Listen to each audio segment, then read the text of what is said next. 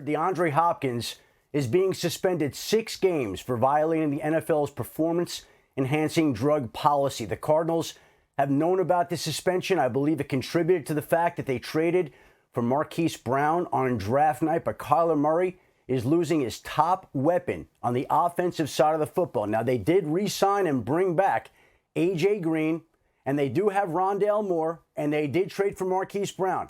But they're going to be without DeAndre Hopkins now for the first 6 games of the season. That is official. That'll be announced at a later date. But DeAndre Hopkins no longer will be a part of this football team for the first 6 games, Laura. Adam, a lot of times when you see these suspensions happen, people try to appeal them. Is that something that we're expecting here, or is this just a solid 6 games and no appeal? Yeah, my understanding is that appeal has been withdrawn. Not going to happen. Essentially, the suspension is final and binding. And so the Cardinals will be without DeAndre Hopkins for the 6 games. And it'll be another obstacle that this team has to overcome as it deals with Kyler Murray's unhappiness, as it tries to come back. Remember, Christian Kirk is in Jacksonville. Chase Edmonds is in Miami. This team has some weapons to try to make up for. And now, one of the biggest blows of all, DeAndre Hopkins is gone for 6 games. We'll be on this throughout the show, as well as plenty other things. And, you know, Dan, when you hear this news and you think about what we thought the Cardinals were as they added Hollywood Brown, Adam mentions A.J. Green. We thought DeAndre Hopkins is part of this offense. What's your reaction? They're not a playoff team without DeAndre Hopkins, and they were before this news. If you look at Kyler's performance last year, I had our stat guy, Brian, pick this out. Okay, so QBR with DeAndre Hopkins on the field, 62, 72% completion percentage, 8.8 yards per attempt. That's for Kyler Murray last year with DeAndre on the field. With Hop off the field, QBR goes from 62 to 46. That is a massive drop-off. 72% completion, 65. That's a huge drop-off. And then 8.8 yards per attempt to 6.6. That's almost 2 yards or over 2 yards per attempt less. That's a massive kind of performance indicator that Kyler is a significantly better player with DeAndre Hopkins on the field, obviously, than without. And for a third of the season, for him to be gone is a huge loss for this offense. They're not going to be reliant on A.J. Green. Rondale Moore is a nice piece. And Hollywood Brown now has to step into being the absolute #1 pass catching option at wide receiver for Arizona. This is devastating for them. Yeah, I agree with Dan. I mean, this is a massive, massive loss. But I also do think it might indicate some changes in the Arizona offense schematically. You know, this is an offense that under Cliff Kingsbury has used more 10 personnel than just about any other team in the league other than Buffalo, meaning 4 wide receivers on the field.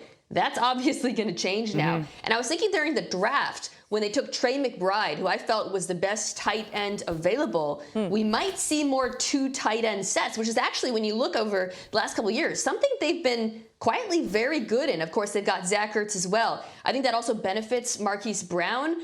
You know, if they are more focused on the run and have that heavier personnel, you could open up some deep shot opportunities for him down the field. But don't get it wrong. DeAndre Hopkins is everything to this team. And you know what else is a little bit alarming, Mina, is this is a team that has, you know, the conversation of this offseason is how do they finish better? They've gotten off to such good starts under Cliff Kingsbury. How do they finish better? Now knowing that their start is going to be impacted by this and the loss of DeAndre Hopkins for 6 games, how do they start well enough to even make the end of their season or the finish of their season matter? You know, I want to jump in here and get Adam back involved because, Adam, I think the big story has been Kyler Murray, and you mentioned that. When you think about everything that they're dealing with now, even though the Cardinals have known about this, how do you think this affects Kyler?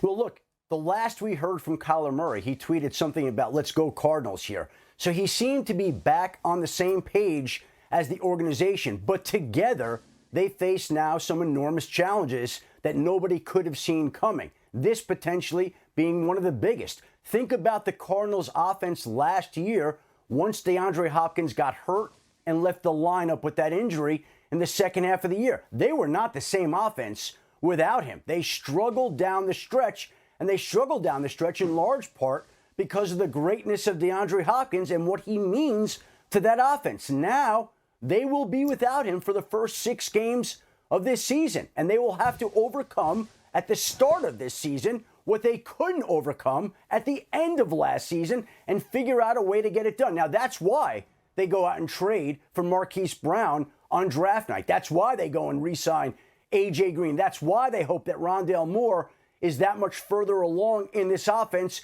in which they have grand plans for him. But the fact of the matter is they have struggled to overcome the absence of one of the top wide receivers in the game. And this is now the latest challenge that awaits Kyler Murray and the Arizona Cardinals. Mina, I'll give you the final word here. Yeah, I mean, I couldn't agree more.